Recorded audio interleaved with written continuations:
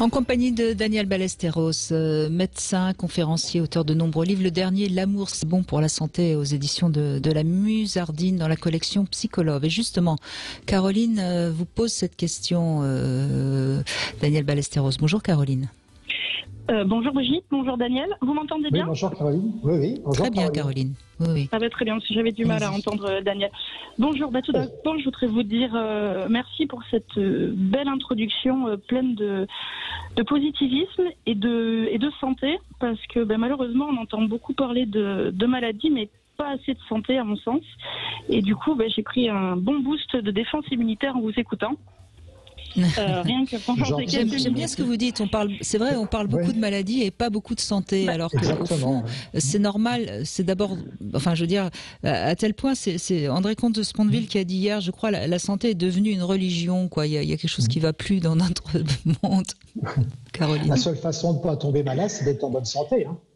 Oui, et puis l'importance des mots que nous utilisons nous-mêmes. Je pense à ce qu'on entend à la télé, même aux journalistes. Je crois qu'il y a un de vos livres qui parlait de s'écouter soi-même.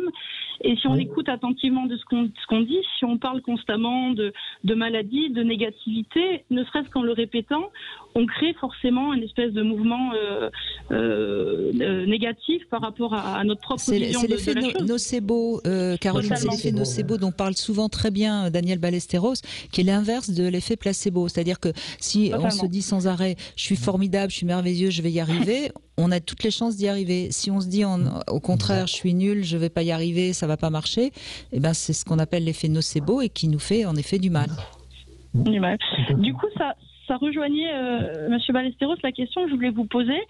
On sait aujourd'hui, de manière scientifique, qu'au niveau par exemple, de l'importance de nos émotions comme la peur, on a une vraie réponse physiologique avec une augmentation du cortisol et de la baisse des défenses immunitaires. Est-ce que dans le même sens, alors on sait par exemple que la méditation va couper ce cycle et donc augmenter de ce fait nos défenses immunitaires. Est-ce qu'on sait, d'après votre livre que j'ai malheureusement pas lu encore, est-ce qu'on sait par exemple que oui, mais qui va être dans mon cabinet, parce que dans mon cabinet je mets tous les livres qui je pense vont vers la santé, donc vous allez y trouver votre place. Est-ce que vous savez, oui, non, mais avec grand plaisir, parce que je vous ai écouté sur internet et vraiment merci beaucoup de votre parole, sachant en plus que vous êtes médecin, merci beaucoup.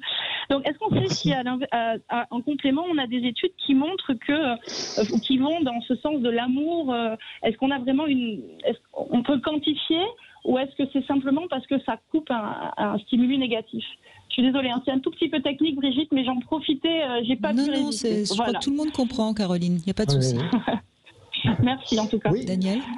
Oui, alors je peux répondre, effectivement, l'amour, alors on va peut-être définir tout à l'heure ce qu'est l'amour, il y a plusieurs formes d'amour. Donc l'amour va sécréter, nous permettre de sécréter ce qu'on appelle des neurohormones, que j'appelle moi les hormones du bonheur. Alors, c'est quoi? C'est la sérotonine qui nous rend plus serein, la dopamine qui donne envie de faire les choses, c'est les endorphines qui enlèvent nos douleurs, c'est aussi la DHEA qui nous empêche de vieillir, vous voyez, et puis la quistétine aussi qui nous... Et l'ocytocine aussi. Voilà, alors... Merci, je voulais la citer maintenant en dernier parce que c'est vraiment, excusez-moi, c'est la star. Voilà. C'est la star, d'accord. L'ocytocine, c'est la star, et d'ailleurs c'est elle qui va conditionner la plupart de ces neurohormones. C'est-à-dire qu'à partir que le moment où l'ocytocine est sécrétée, ces neurohormones ne lui emboîtent pas. Et à partir de ce moment-là, on est plus euphorique, on est bien dans sa peau, et justement, on empêche le cortisol. Alors, il faut qu'on en sécrète un tout petit peu de cortisol parce que c'est anti-inflammatoire. Hein. C'est comme toujours, c'est les trop grandes quantités qui posent problème. Donc, ça va arrêter l'hypersécrétion de cortisol. Et à partir de ce moment-là, effectivement, eh bien, tout ce qui se passe dans l'organisme, ce que j'appelle le système neuro-endocrino-immunobiologique, vous voyez, à partir de notre psyché, ça va jusque dans la cellule en passant par l'immunité, eh bien, tout ce long parcours qui se déroule en quelques instants dans notre corps, eh bien, fait qu'immédiatement, la cellule va sécréter tout ce qu'il faut pour son bonheur. Ça, c'est tout à fait référencé, démontré. D'ailleurs, l'ocytocine nous permet aussi de développer une certaine spiritualité. Je pense qu'en ce moment, une spiritualité laïque, hein, chacun a sa spiritualité, mais d'augmenter nos connaissances spirituelles pour prendre du recul et pas se laisser appréhender par tout ce qu'on entend du matin au soir. Tous les soirs, il y a tant de morts, etc. Ça, on pourra en parler, si vous voulez, du nombre de morts réels. J'ai aussi des études là-dessus. Bon, du coup, vous m'avez convaincu, mais j'étais déjà. Je pense que je vais vraiment lire votre livre attentivement et surtout le mettre à disposition de mes patients. C'est aussi le deuxième parce que je démontre toutes ces hormones de A à Z. Tout ce que je viens de vous dire, c'est dans le deuxième, dans le premier aussi, mais surtout dans le deuxième. Donc, achetez les deux. Oui, l'amour, c'est bon pour la santé. Voilà. Et il faut bien comprendre que quand on parle d'amour, c'est vraiment au sens large. C'est par exemple quand vous caressez votre animal de compagnie, il se passe quelque chose grâce au toucher et grâce à cet échange émotionnel positif. Quand on peut parler avec quelqu'un de manière réelle et non pas virtuelle, moi je crois pas que l'apéritif virtuel ait tant d'effets. Enfin, c'est toujours mieux que rien, mais c'est plus la relation à l'autre, parce que le regard aussi, on sait que rien que de se sentir regardé, ça nous fait du bien. Vous êtes d'accord, Daniel Ballesteros? Tout à fait. M'arrêtez si j'ai une bêtise. Absolument, vous ne dites jamais de bêtises déjà. Et ensuite, effectivement, vous avez raison, le côté social est très important. Mais je me permets d'ajouter une chose, si vous le voulez bien, c'est que l'amour de soi est également très important. C'est-à-dire qu'il faut avoir un dialogue. Absolument, il faut avoir un dialogue conscient avec son corps. Moi, tous les soirs, excusez-moi de raconter ma vie, et tous les soirs, je remercie que mon cœur ait battu tranquillement toute la journée. Je remercie à mon estomac d'avoir bien digéré. Je remercie à ma peau de ne pas m'avoir fait des boutons. Vous voyez ce que je veux dire? Donc, cet amour, c'est un espèce de dialogue qui est pratiquement un dialogue, comme on disait tout à l'heure, comment dirais-je, d'un échange de méditation pour aller jusque-là. Ça, il faut le faire, disons, au moment où vous couchez, dans ce qu'on appelle le turiya. C'est un terme, disons, de médecine ayurvédique. C'est entre le sommeil et le réveil. Et au moment où vous allez vous endormir, vous n'êtes pas tout à fait endormi, et le matin, quand vous n'êtes pas tout à fait réveillé. C'est là qu'on peut pénétrer plus facilement dans ces systèmes-là. Et donc, on aime son corps, c'est un dialogue conscient. Alors, je disais dans mon premier, se soigner, c'est s'écouter, mais maintenant, on peut dire, se soigner, c'est parler avec son corps. C'est dialoguer avec son corps, voilà. Et lui, il va vous envoyer des signaux. Et d'ailleurs, si vous faites ça d'une façon consciente, à mon avis, vous serez très, très rarement malade, pour ne pas dire jamais. Si vous avez une blessure, ça cicatrise. Il y a des expériences qui ont été faites. Ce que je vous raconte, ça s'appuie sur des choses scientifiques. Donc, il y a des cicatrisations qui se font plus rapidement. Si on a un rhume, il est guéri très rapidement. Et puis même, on n'a pas de rhume. Donc, regardez, dans cette période de Covid, si ce dialogue conscient avec le corps est important quand même. Je pense qu'il faut le faire au moins 1 ou 2 fois par jour. De contemplation de notre corps et de le virtualiser, si vous voulez, et le mettre dans une bonne énergie. Vous me permettez de rajouter quelque chose? Je vous en prie. Allez-y. Bien sûr.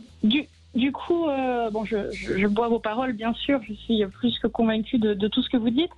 Je me disais juste, je suis ostéopathe, donc je reçois quand même pas mal de patients.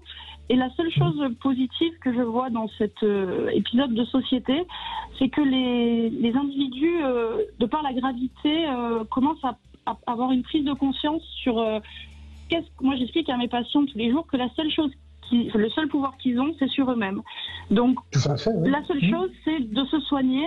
Et je trouve que dans le flux de patients que j'ai, de plus en plus nombreux sont les gens qui cherchent, du coup, qui ont cette lucidité en disant, bon, je ne peux pas maîtriser mon environnement.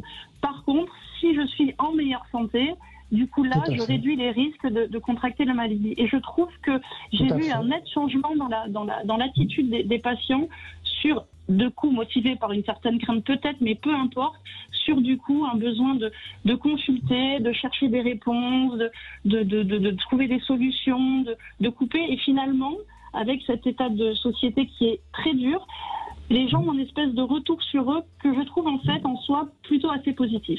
Voilà. C'est amour de soi. D'ailleurs, Pasteur a dit la chose suivante, le virus c'est rien, le terrain est tout. Dans un moment de lucidité sur la fin de sa vie, avant il disait le contraire, mais enfin sur la fin de sa vie, en moment de lucidité, il a dit ça.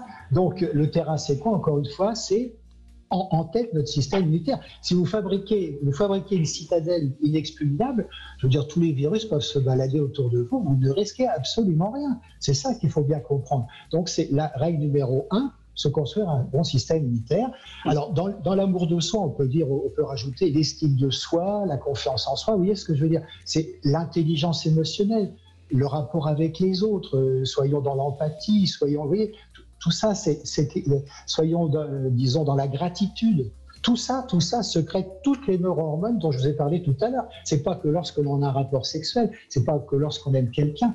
Et on peut même dire que l'amitié amoureuse, c'est moins que l'amour, mais c'est plus que de l'amitié. Et ben ça aussi, c'est important de faire avec nos proches, avec les gens qui nous entourent, d'être dans l'amitié amoureuse. Vous voyez, voilà. Et ben on va continuer durant ces 2 heures à se faire du bien. Merci beaucoup, Caroline, de commencer l'émission avec nous avec ces paroles aussi encourageantes.